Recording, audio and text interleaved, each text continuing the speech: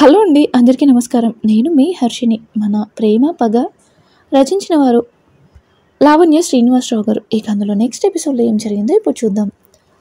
నాకు ఈ థ్యాంక్స్ లేవి వద్దు బాబు, మా సత్యమ్మని జాగ్రత్తగా చూసుకోండి చాలు అన్నాడు అతను. ఇన్ని చెప్పారు కదా, మిమ్మల్ని ఒకటి అడగచ్చా అన్నాడు మాధవ్. అడగండి బాబు అన్నాడు అతను. నా గురించి మీకు ఏం తెలుసని సత్యకి ఓకే చేశారు అన్నాడు మాధవ్. దానికి ఆయన నవ్వుతూ, నువ్వు ఈ ఊరికి వచ్చిందే మంచి పని కోసం, పైగా మొన్న మా సత్యమ్మ కోసం ఎంతమందిని ఎదిరించావు. నీ మనసు మంచిది, అలానే తనకు ఏ ఆపద వచ్చినా కవచంలా నువ్వు ముందుంటావు. పైగా సత్యమ్మ నీ దగ్గర ఒంటరిగా ఉన్నా, తనపై నీకు ప్రేమ ఉన్నా నీ హద్దులలోనే ఉన్నావు. కానీ మా సత్యమ్మను తాకని కూడా తాకలేదు. ఇంతకన్నా నీ గురించి తెలియడానికి ఇంకేం కావాలి బాబు అన్నాడు.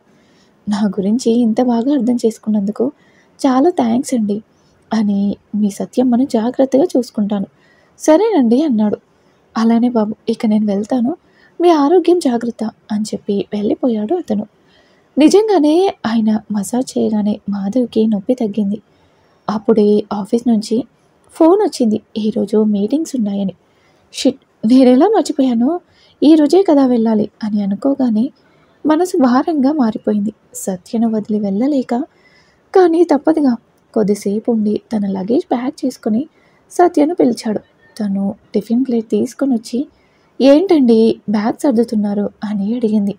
అది నేను ఇప్పుడే వెళ్ళాలి సత్య, ఆఫీస్ నుంచి ఫోన్ వచ్చింది అని చెప్పాడు. ఆ మాట వినగానే సత్యకు తెలియకుండానే కన్నీళ్ళు వచ్చేసాయి.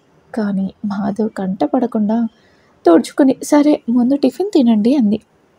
వద్దు సత్య, టైం లేదు, నేను ఇప్పుడు బయలుదేరితే కానీ మీటింగ్ టైంకి చేరుకోలేను అన్నాడు. ఒక్క 5 నిమిషాలకి లేట్ అయిపోదండి, తినండి అంది సత్య. సరే ఇటివ్వు అంటూ ఫాస్ట్గా తినడంతో పొలమారి దగ్గుతుంటే, అయ్యో నెమ్మదిగా తినండి అంటూ మంచినీళ్ళు పట్టి వెన్నుపై నిమిరింది. సత్యని అంత దగ్గరగా చూసిన మాధవ్, సత్య నేనొకటి అడగనా అన్నాడు. హా అడగండి అంది సత్య.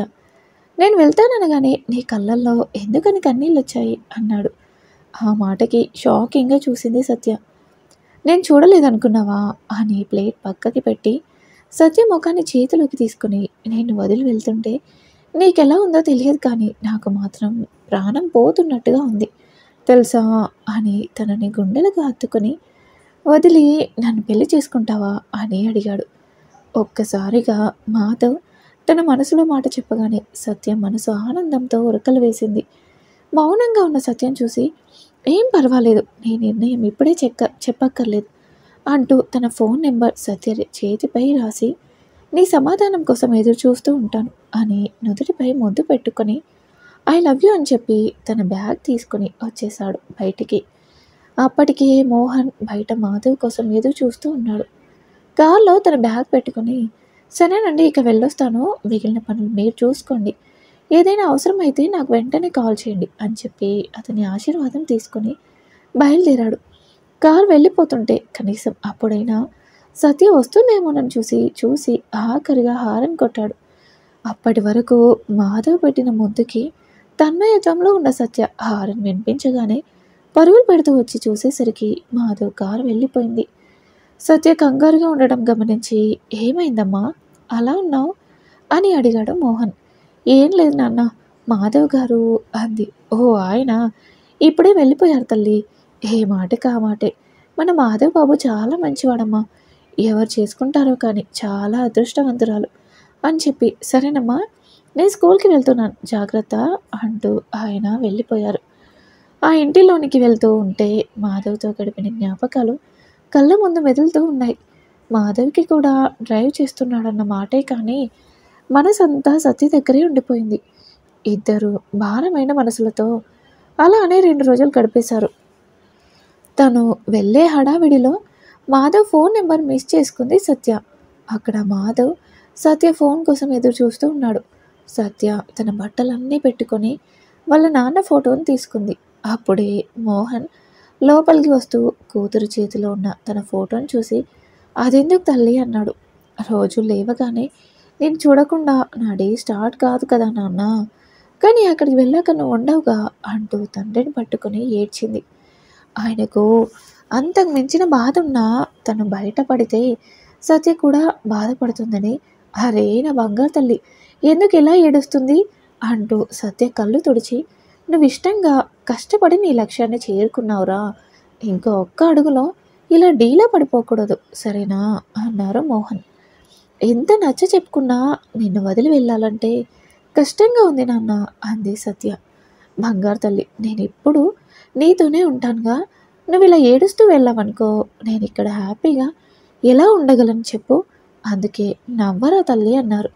తండ్రి మాటలకి చిన్నగా నవ్వి హైదరాబాద్ వెళ్ళడానికి బయలుదేరింది. కరుణ వచ్చి గట్టిగా హగ్ చేసుకుని, ఈ ఫ్రెండ్ని మర్చిపోవుగా అంది. నువ్వు నా ఫ్రెండ్వి కాదే, నాకు ఒక తోబుట్టువులా తోడున్నావు, నిన్నెలా మర్చిపోతానే అని. నాన్న జాగ్రత్త అంది. అంకుల్ గురించి నాకు వదిలే నేనున్నాగా అని. పద మళ్ళీ బస్సు వెళ్ళిపోతుంది అని హడావిడి పెట్టేసి తనే స్వయంగా బస్టాండ్కి తీసుకెళ్ళింది కరుణ. కూతురు వెళ్ళగానే అప్పటి వరకు దాచుకున్న కన్నీటిని స్వేచ్ఛనిచ్చేశారు మోహన్ గారు. బస్టాండ్కి వీళ్ళు వెళ్ళేసరికి అక్కడ బస్సు రెడీగా ఉంది. సత్యన్ బస్సు ఎక్కించి, జాగ్రత్తే అక్కడ నీకోసం మా బావ రెడీగా ఉంటాడు అని చెప్పింది కరుణ. ఓకే అని ఆమెను హత్తుకుని నాన్నని అంటుంటే ఉష్ అంటూ నోటి మీద వేలేసి, నాకు వదిలేయమన్నాను కదా నేను చూసుకుంటాను అని ఎలాగోలా మా బావతో నా ప్రేమ విషయం చెప్పవే అంది చిన్నగా. నీకెన్నిసార్లు ఇలాంటి విషయాలు డైరెక్ట్గా చెప్పాలని అంది సత్య. నువ్వు బాగానే చెప్తావు కానీ మా బావని చూస్తే చాలు నాకు గుండెల్లో దడ పుట్టేస్తుంది అంది కరుణ. నీ మరీ ఇంత పెరికిదానివి, నీకెందుకే ప్రేమ అంది సత్య. అవునా, రేపు నువ్వు ఎవరినన్నా ప్రేమిస్తే తెలుస్తుంది నా పొజిషన్, అప్పుడు అర్థమవుతుంది నీకు అంది కరుణ.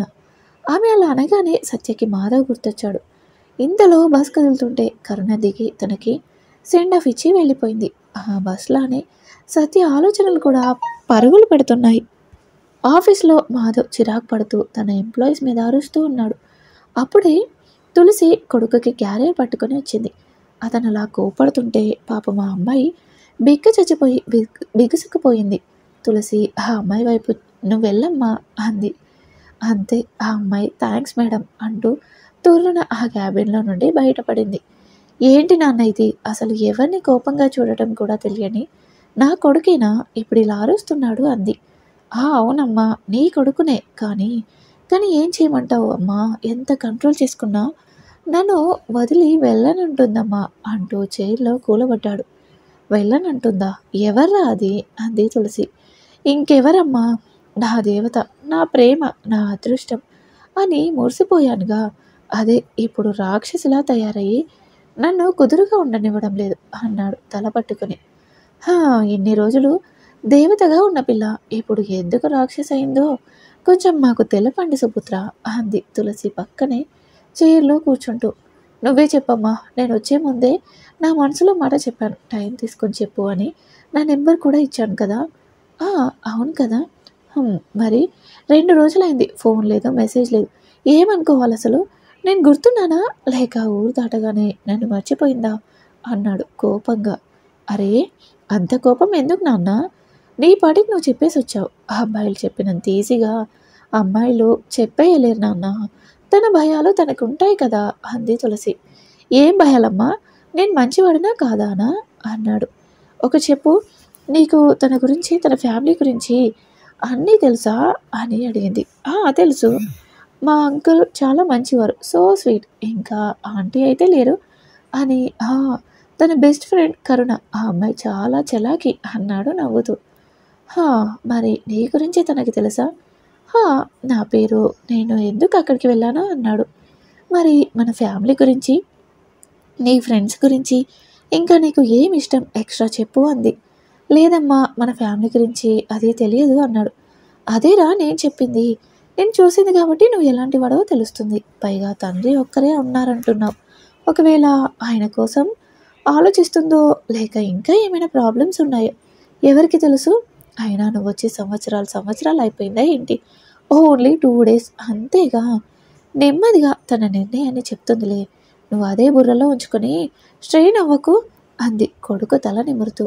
ఆవిడ చేతిని తీసుకుని ముద్దు పెట్టుకుంటూ, థ్యాంక్స్ మా, నువ్వు చెప్పేది వింటుంటే నాకు ఇప్పుడే అర్థమవుతుంది, నేనెంత ఫూలిష్గా ఆలోచించాను, సారీ అన్నాడు. అది నాకు కాదు, నేను వచ్చే వరకు తన తప్పు లేకపోయినా ఈ తిట్లన్నీ భరించింది చూడు, ఆ అమ్మాయికి చెప్పు అంది తులసి. సరే మా అనుకుంటూ హ్యాండ్ వాష్ చేసుకొని వచ్చాడు. అన్నీ ప్లేట్లో పెట్టి తనే స్వయంగా గోరు ముద్దలు పెట్టింది. ఇక అక్కడ సత్య బస్ దిగగానే ఒక అబ్బాయి వచ్చాడు అక్కడికి.